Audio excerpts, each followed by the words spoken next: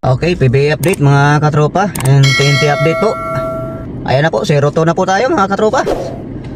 Oh, grabe, napakahirap naman ito. Gahangan tayo ng Grand Slam tapos ngayon 0-2 na tayo. So mahirap po kasi yan mga katropa, hindi katulad nung may import po tayo, kahit 0 po tayo, 0-2 po tayo ay kayang-kaya po natin bumalik kasi may import po tayo si Wallace Jefferson. Pero ngayong Pilipino po, iba pong pinag-uusapan dyan. Mahirap po yan makakahabol kasi all Pilipino lang po tayo So naintindihan po natin yan kasi wala naman po tayong kulang po tayo sa big man, wala pa pong hindi pa po nakapaglaro si Galinato at saka si Henry Galinato at saka si Brandon Ganuelas Roseros po. So yun lang po siguro hinihintay ng TNT management. Kung talagang malakas sila, kung mag-complete lineup na sila, yun lang po talaga siguro ang hinihintay nila, kung talagang kaya po talaga nilang manalo. Kung complete lineup na po sila, kung makapaglaro na po si Galinato at saka si Ganuelas Roser, kasi nakikita ko po yun po talaga ang problema nila sa ilalim Sa point guard naman po ay wala nang pong problema kasi andyan na po sila Inciso, sila Nambatak, sila Octana, sila Pukoy. So yung nga po ang laro ng Converge, yung nga po ang laro po ng Converge kagabi at saka tropang TNT ay tambak na naman po sila. So yun, pag-usapan po natin yan pagkatapos itong ating intro. Okay?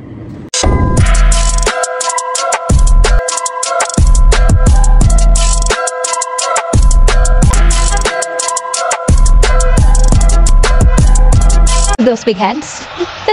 Part of it.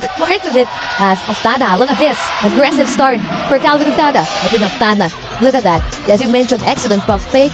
And then the relocation is there right now for TFT. Calvin steps back. Another three-pointer. Calvin Octana heating up here the third. You cannot count a champion team out. Okay, what's up man? What's up mga TNT fans? Yan. Good morning and magandang araw po sa ating lahat. So ito na nga po game 2 po kagabi ng ating TNT tropang 5J. So ayaw nga po, tambakol na naman. First quarter pa lang tinambakan na po sila. Ito po yung inamin ni RR Pugoy mga katropa. Talagang mahirapan daw po talaga sila pagka nung wala po si RSJ, kasi laro na sa rebound, kasi sa ilalim pa lang ay nandun na po si RSJ para kumuha ng bola. So malaking adjustment po ito. So yung nga po sabi ni RR Pugoy na hirapan po daw talaga sila mag-adjust.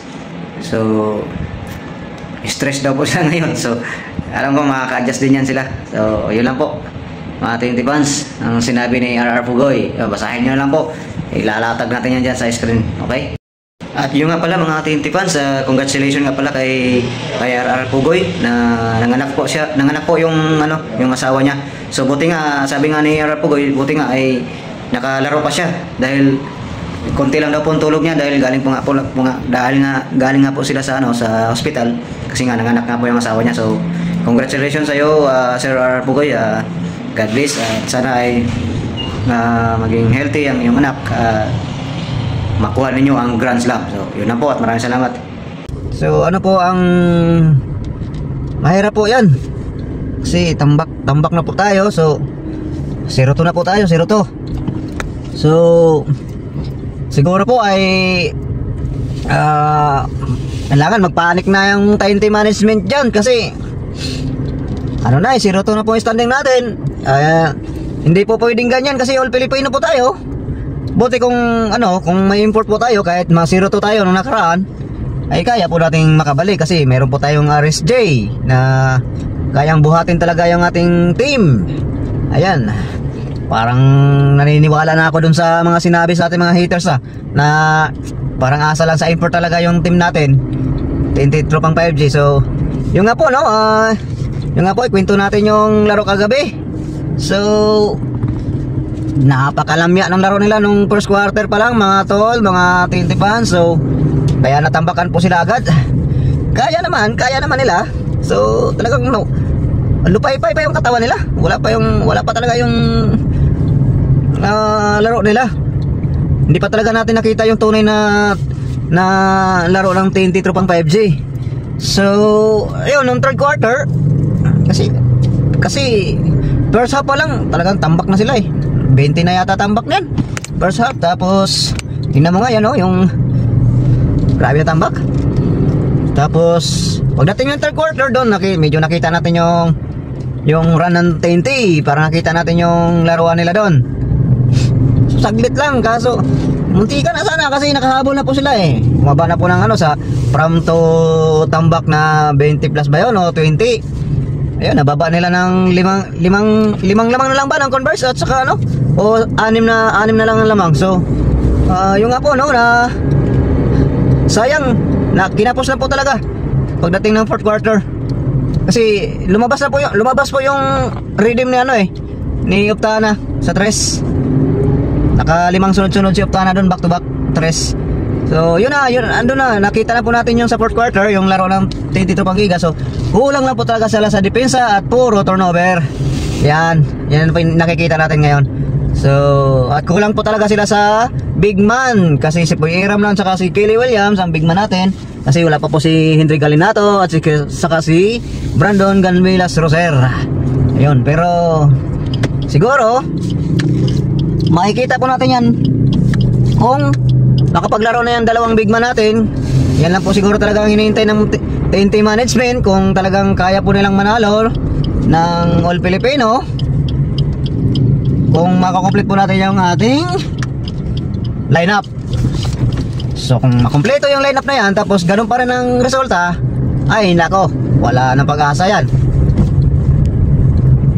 Pero panawagan ko lang sa TNT management, hanggat maaga, kumuha na po talaga sila ng point guard. Point guard na marunong, na magaling mag-facilitator. Kasi hindi po talaga kaya ni Rin ng Batak, kasi si Enciso po ay hindi naman po talaga consistency Enciso. Hindi talaga pang point guard si Enciso parang pang shooting guard talaga siya. Yun lang mga katropa. Anong masasabi nyo mga katropa?